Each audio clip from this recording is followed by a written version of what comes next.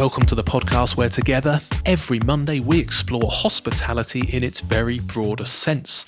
From culture and cooking, cocktails and coffee, nutrition and farming, politics and animal welfare, organic and sustainability, family and business, entrepreneurship, and much, much more. Come and learn with me, Mark Cribb, about where our food and our drink comes from, and the businesses and, more importantly, the human beings that thrive on where we decide to spend our time and our money. Sign up to our weekly newsletter at humansofhospitality.co.uk and hit subscribe on your podcast player of choice. A slightly unusual bonus episode this week that was recorded in front of a live audience. Now, is it possible to change the world simply by changing where you buy your coffee? This was just one of many questions discussed at Alex Chisnall's Entrepreneurs Summit in Bournemouth recently. It brought together a group of inspirational speakers, including Cemal Ezel, founder of the award-winning social enterprise Change Please. If you've not yet come across Change Please coffee, you soon will. It's stocked in Sainsbury's nationwide, and it is Virgin Train's beverage of choice. And if you live in London, Cambridge, Birmingham, Coventry, Manchester or Edinburgh, you might have spotted its distinctive grey carts with a bright yellow circle on the side. What you might not know is that all the baristas at Change Please have experienced periods of homelessness, but with the right training and support, they're able to make sleeping rough a thing of the past. Perhaps the most inspirational aspect to Cemal's work is his conviction that businesses with a genuine social conscience will be leading the way, commercially and morally, over the next few years. It's a point he makes powerfully, first in his presentation, and then in the conversation I had with him afterwards, live on stage. But what we do is not particularly special. We just do what's right and what's going to be the norm in the next 5 years. And I'm convinced that what I'm about to show you represents the future of business in the next 5 years. But first, I'd just like you to imagine if we could genuinely end global warming, if we could genuinely end homelessness, if we could genuinely provide sustainable employment for people who are autistic, blind and disabled. And imagine if all of that could be down to where organisations changing where they buy their products. So hotels like this, organisations like Barclays, PwC, just changing what products we sell them, you sell them as entrepreneurs. If they could change those products through their supply chains and it makes a difference to society, that's what I believe is going to represent the future of business in the next 5 years. Essentially what we're doing is just finding people who are homeless and rough sleeping and giving them an opportunity to lift themselves out of homelessness and not be dependent on the government for handouts. So essentially you might walk past somebody in the streets and they will ask you for a handout, donation. What we're doing is empowering people to come out of homelessness through a job first model and not through a housing first model. It's trying to find out what are the core reasons why somebody became homeless in the first place, whether they're a victim of domestic abuse, whether they're a military veteran, ex-offender, they went through bereavement, whatever the situation is. And in most instances, it isn't caused by drugs and alcohol. Drugs and alcohol are a way of people coping with being on the streets. So what we're doing is trying to find out why someone got to that point in the first place and then use coffee as a platform to rebuild confidence, rebuild focus, and give them a direction in their lives so that essentially they can use that to lift themselves out of the problem that they're in. And it's not just coffee, it can be absolutely anything. And what kind of excites me about social business is that so many people I hear who are trying to be entrepreneurs talk about, oh, every idea is being thought about, every app's being developed. But honestly, if you start going through existing businesses and think about every existing business, how that can be looked at from a social perspective, there's a whole new market out there that's completely untapped for entrepreneurs. And that's what's really exciting for me about the social enterprise space. So this is what we do and the way we support people. We get referrals from large charities like Crisis, Centrepoint, Big Issues. Those individuals will then do a month's selection with us in the Big Issue, where we receive a weekly report on that person's timekeeping, their reliability, customer interaction and their money management. The people that make it through are then paid a living wage, which in London is around £21,500 a year. We offer housing in 10 days, and we're the only organisation in Europe to offer people who are homeless a job and housing in that quicker time, and a bank account. And probably the most important part of what we offer is therapy support, because you can give a job and a house, which you might think is enough, but actually therapy and mental health support is probably the key area of what we support our staff with. And then a new job after 6 months with some of our corporate partners. It's not just the coffee, so it's not just the social impact, but we also are environmentally and socially sustainable as well. So we purchase coffee from a farm in Peru that supports women who are victims of domestic abuse, another farm in Tanzania that supports landmine victims. The coffee then comes to London and it's roasted by people that are homeless. And we sell the coffee on now about 46 sites across the country.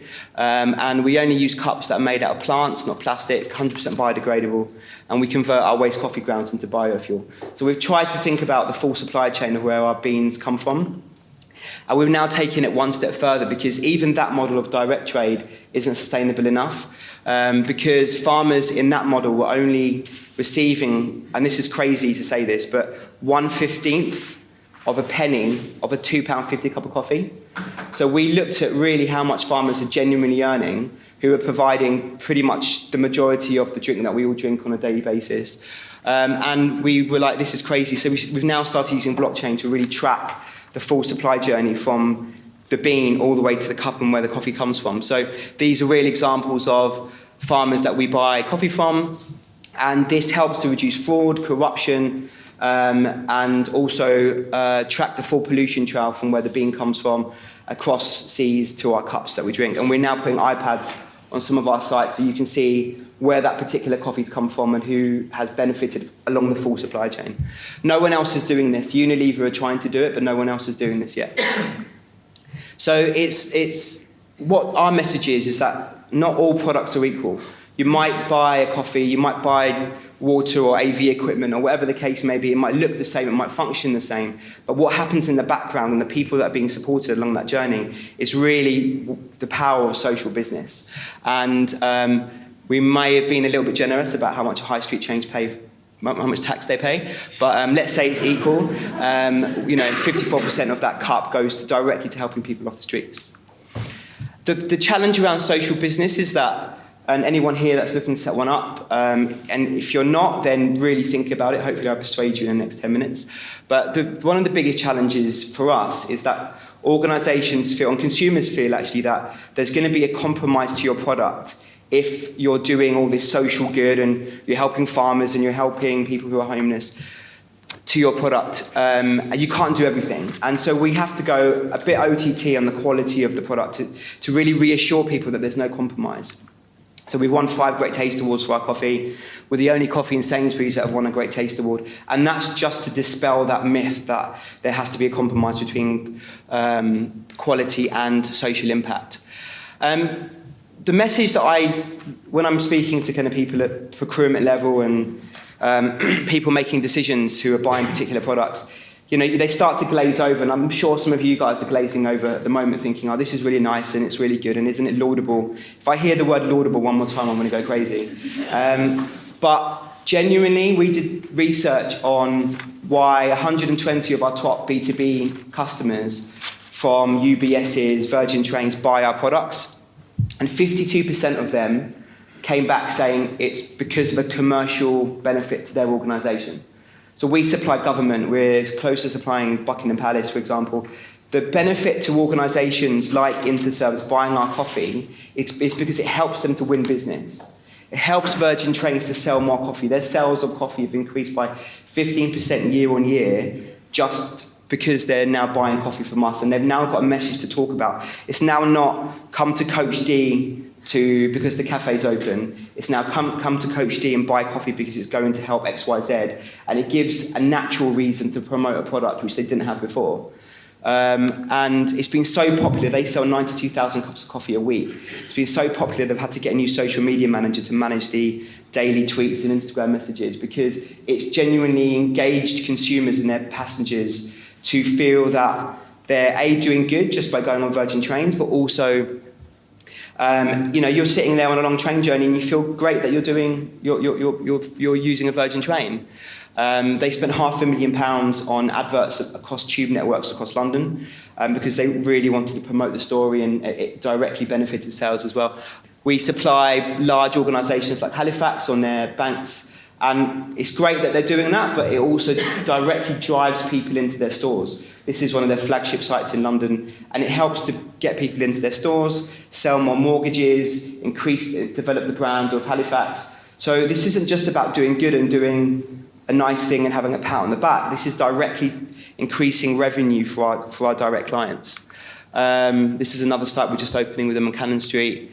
We now supply the coffee in Virgin Atlantic globally on every plane in the skies, and every lounge globally as well. And their mission wasn't just to change coffee, but it was to have the best coffee available in the air. Yeah, they directly link the Net Promoter Score of how their customers feel with sales of future people buying Virgin Atlantic tickets, which is really interesting for me. So all these things are great, but what's actually happening is Virgin Atlantic are massive in the experience that their passengers are leaving when they leave that plane. So typically when you would leave a Virgin Atlantic plane, the message is someone saying, if you've got any spare change when leaving the plane, someone's going to walk through the cabin, please put it in a bag. No one's got spare change. We all spend it at duty free, or we all use cards now. So your overriding feeling when leaving is a sense of guilt. Now the message is, you might not have known this, but whilst flying Virgin Atlantic, you've been drinking Change's coffee, which has gone to help, and then a video of Claire, Michael, Julian, Francis, who are homeless in LA, in New York, in Seattle, in Manchester, or London. And that then turns that experience into a feeling of happiness that you've been flying Virgin Atlantic. So that changes directly the narrative and that customer experience, which they believe to drive sales. So again, it's not just about doing good, it's about making money for our clients at the same time. UBS, this is, we were just told that they've got a building in London which has got 7,000 people. This coffee bar sales are increased by 29%. It's busier than 2 other coffee bars in that building combined. This is, it used to be a Costa store in AstraZeneca's offices, and their sales have increased by 19% year on year just by changing to Change Please. It's increased every product category apart from espresso. I don't know why, but I'm going to dig in with my team and find out why. And you just see this from their staff. You know, they're all engaged and proud to be working for AstraZeneca because they're buying Change Please coffee. You know, it helps that halo effect, staff engagement, attracting new millennials and Gen Zs, which study after study have shown that they work for organisations that they believe match their vision, purpose and values. And this is one easy way of doing it. It doesn't cost them any more money, and it directly improves their image to the external world. We supply coffee to WeWork nationwide, and you know, a lot of their members, when they're doing tours, come to Change Please Coffee Bar and they use it as a selling point. Partnerships with Transport for London. It's great for Sadiq Khan, it's great for TfL, but the reality behind it, they've got loads of empty kiosks where they couldn't sell because they don't have any water or drainage, and we use 30% less water because we use special machines that come from Switzerland. So it helps them to get rid of sites which weren't being used, but also they've had an increase in of people that are homeless on buses by 169%, so it's a win-win for all parties. And we've really expanded globally. So we've just opened in Perth about 6 weeks ago. We're opening Sydney in February, Milan and Paris in December, Brussels in February as well, Ireland next month, and we just come back from meeting the mayor's office in New York. So wherever we go, this whole message around social business is exactly the same. It's about driving commercial revenue for our clients, doing good socially, but also engaging existing employees, attracting new employees who are Gen Zs and millennials, but also creating a halo effect around their brand. And this is why social enterprise has absolutely stormed in the last couple of years, and UK is the envy of social business. This is our site that we just opened in Perth, and we won World's Most Disruptive Brand, 100 Most Disruptive Brands in 2017. Previous years were companies like Uber and Airbnb. We won the Queen's Award for Enterprise, which is great. Went to Buckingham Palace a few months ago, which was nice. We were Richard Branson's Startup of the Year last year in the Sunday Times, and he was clear in that article that the reason he sees social business in the next 4 or 5 years as if organisations are not buying socially, if they're not talking about their social mission, then they will be at a competitive disadvantage. And now they're lucky enough to be at a competitive advantage. So companies that are keeping up and being first to market by buying social products, if any of you guys are looking to be entrepreneurs or are entrepreneurs, then this will be the future currency of how organisations trade and how they attract new talent.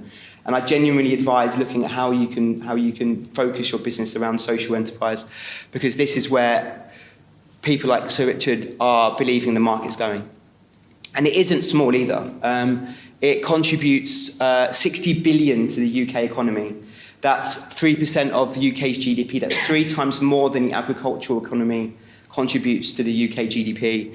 And it employs 2 million people, which is 5% of the UK's employment. So it isn't this nice little laudable thing. It will be the future of a business, and it will be how currencies trade, organisations trade. So just want to finish on an example. This was a Dan. This is a Dan. But this was a picture of him when he first joined us. Dan used to be an executive chef in New York. He studied at the Kemp's College, which is basically the Harvard of culinary colleges in the US. It's the best place you can study. He moved to the UK with his family in 2009, and for an amazing job. And unfortunately, at the beginning of 2010, he lost his wife and his daughter in an accident.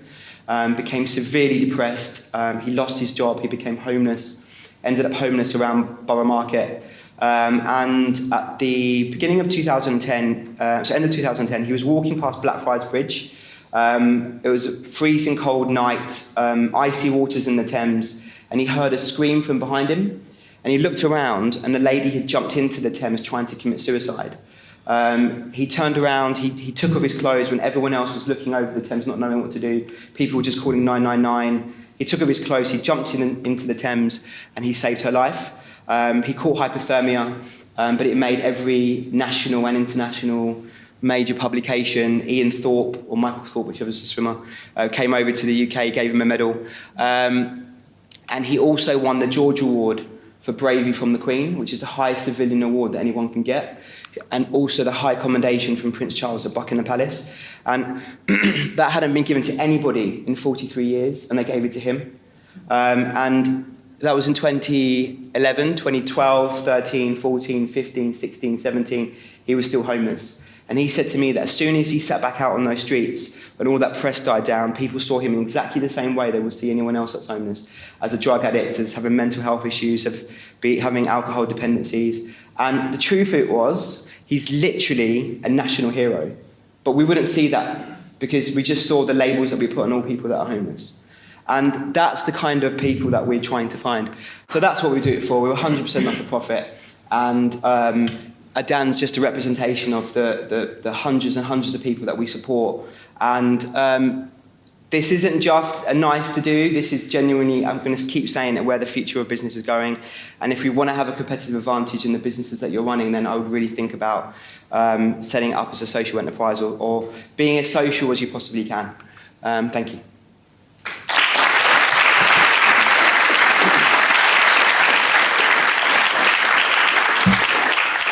Amazing and so humbling. I think we all as entrepreneurs think, we've got really busy lives just running our little businesses. I know a number of people in the room with Bournemouth-based businesses, and then you go and pull off something like that, which on the surface looks so simple. It's like, okay, big issue, sell magazines, you sell coffee, and there you are around the world, not just selling stuff, but also training people, putting them, housing them, all that kind of stuff. Hats off to you. It's a phenomenal what you've pulled off and what you've achieved, and I love the fact of how you then link it not just to what you're doing, but to social business in general, which we'll come back to. So I've written another 150 questions. Get ready, it's going to be dark before you get to leave today. But first of all, I just want to go back into how it started, because I understand you were actually on a sabbatical in Vietnam. You found a little cafe, and it was called the Silent Cafe, was it the Silent Tea House? Can you just tell us a little bit about that and how that triggered the idea? And did it trigger this idea?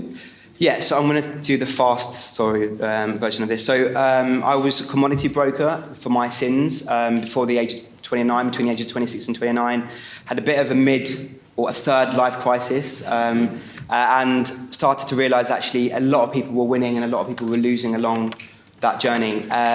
My partner went to Vietnam. I joined her on her gap year, and we were on this 18-hour bus journey going up to the centre of Vietnam, and this American traveller jumped onto the bus. I pretended to be asleep because I was just exhausted and wanted to chat to him. We got chatting in the end, and I told him I wasn't happy with my job. He said, if you're not happy with your job, you should do the rocking chair test. So that's to imagine sitting in your rocking chair at the age of 90, looking back on your life, thinking, what have you achieved? What's your legacy on the world? Have you left the world in a better place, and who was going to remember you? And I just remember thinking that, I was pretty much a bad person. If, that bus crashed there and then the only people that would really give a crap would be my parents, my partner, my bank manager, and probably my insurance broker, because he had to fill out the forms. I had no impact on the world at all. My existence would just vanish, and that was it. It was kind of game over. And my biggest fear is regret. I don't want to look back when I'm 90 and think about, all the things I potentially could have done or wanted to achieve, and then it's too late, without sounding too cheesy. So that stuck with me, and then a couple of weeks later went to this silent tea house in a place called Hoi An in the centre of Vietnam. And this was a tea house run by deaf and mute ladies who had no other opportunities in that town, came together, created this amazing space, probably half the size of this room, full of American, Japanese, German tourists, and it was just silent, with a Japanese fountain in the middle, and that's all you could hear. And you ordered your tea through sign language, you said thank you and all that kind of stuff. And I left and I said, right, I'm going to set up a silent tea house in Clapham in London. And then I kind of realised, I don't like tea, I hate Clapham, and I don't like silence, so that isn't going to be the start of a good business. And I had the idea. I used to rent my properties inadvertently to people that were homeless, and came back to London and saw a homeless person with a sign saying, change please, at Paddington, and then had the idea and kind of went from there. Amazing. And the first concept was more around the roastery, is that right? Old Spike Roastery, and was it the difficulty in scaling that made you decide to get the kind of more portable vans? Yeah, so it was originally the Change Please coffee bars, realised that actually to set one up next to a Starbucks does cost us about 250,000 each. So you want to get those vans, each van you can still help about 8 people a year, but it only costs us £15,000 a van. So it made a lot of sense to start that way. We've now really progressed into tube stations and high streets and office buildings, but that's how we started. But the coffee roastery, was a way of controlling the whole supply chain, so that we're not just buying from an indiscriminate coffee roaster. We're able to buy from origin, help farmers' origin, and then be able to control the full journey that product takes to our cups. Okay. And talking about sourcing, did you look at, I'm going to ask about fair trade, I guess, when you mentioned about just how little 1/15 of a penny to a £2.50. What were your thoughts around fair trade coffee and how that kind of fits into the model? So we wanted to be a specialty coffee bar, so really high-end coffee. And fair trade, everyone knows that it's not great from a coffee quality perspective, but it was the best of a worst-case situation, because it increased the amount farmers were earning by 15%. Now it's so old. We pay 5 to 6 times what fair trade pays directly to farmers, and it incentivizes farmers to be able to farm based on the quality of their product as opposed to what the commodity price is indexed at.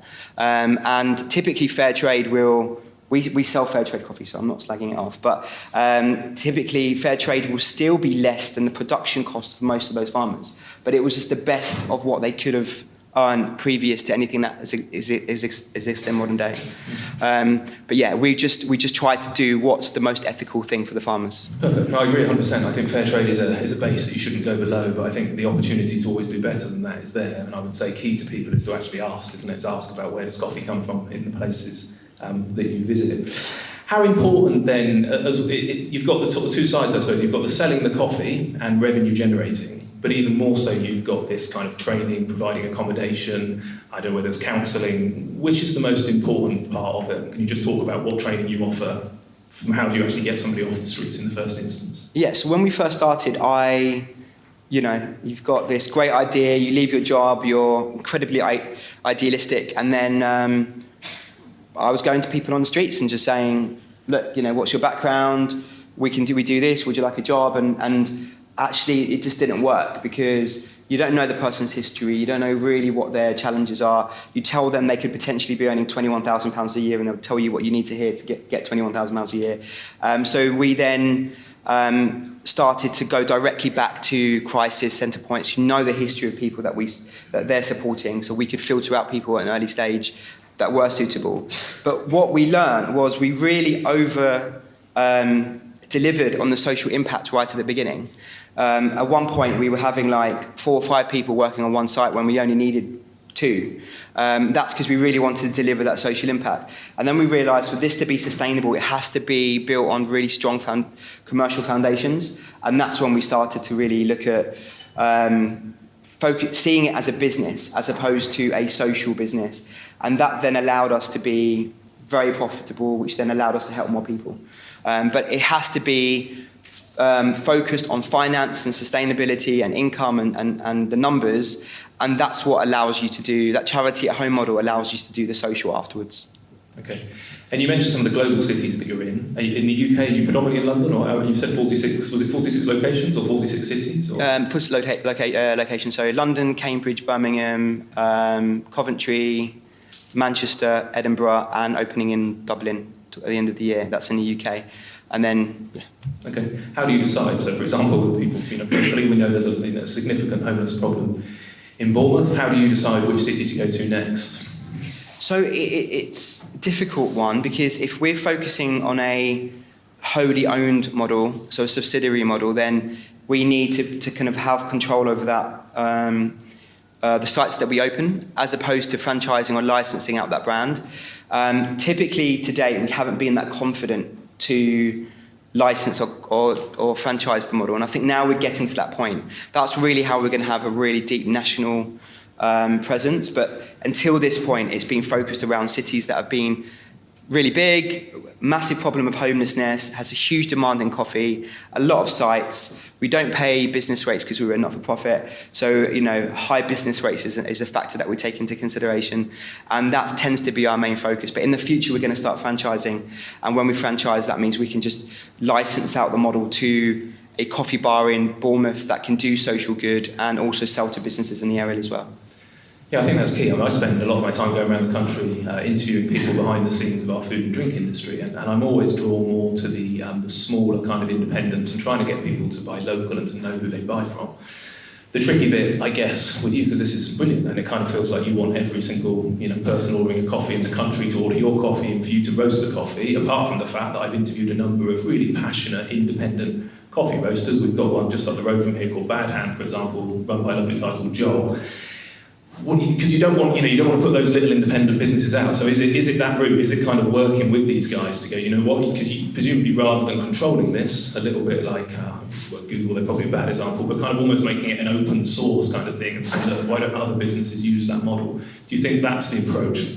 Because we don't want to stop people, I guess, buying local. Exactly. So this is going to sound weird to say, but my dream is that we go out of business, because we want to have an impact on homelessness, and the way we can do that is by empowering other organisations to almost replicate what we're doing, then convincing little small businesses who want to have a little bit of a difference but don't know how to do that to buy social or to help one person, and we can give them the model of how to do that then. Or a restaurant, we've got a couple of social enterprise restaurants in London that do exactly the same thing, and actually that's a difficult challenge, because with coffee you can see the full journey. You can see the coffee being made, it being turned into espresso, the milk going into the cup.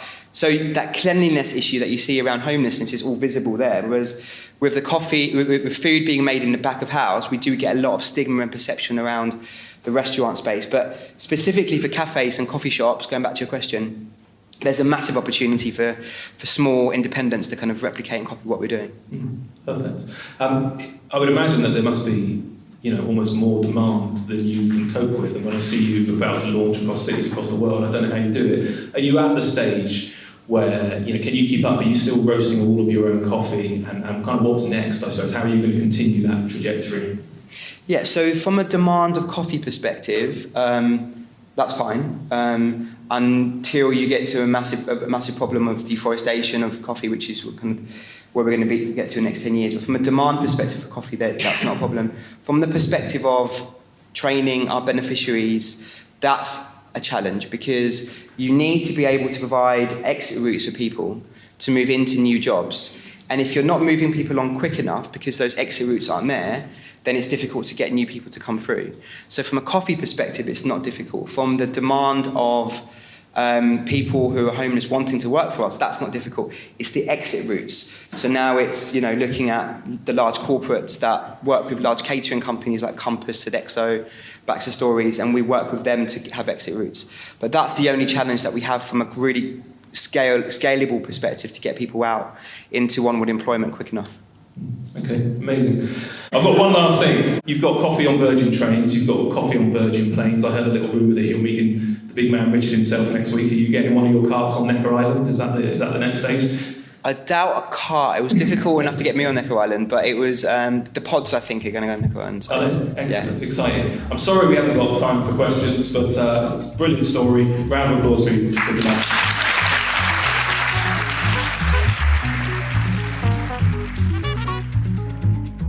Thank you so much for listening to this week's podcast, and remember that on the website humansofhospitality.co.uk every week we put on some show notes and some links through to the various websites or social media that are mentioned, and we also do a nice little breakdown of that week's conversations into specific topics, so you can jump through the podcast and just listen to some of the highlights if you wish. If you've not done so already, if you could leave us a review on iTunes or one of the other podcast players of your choice, that would be hugely appreciated.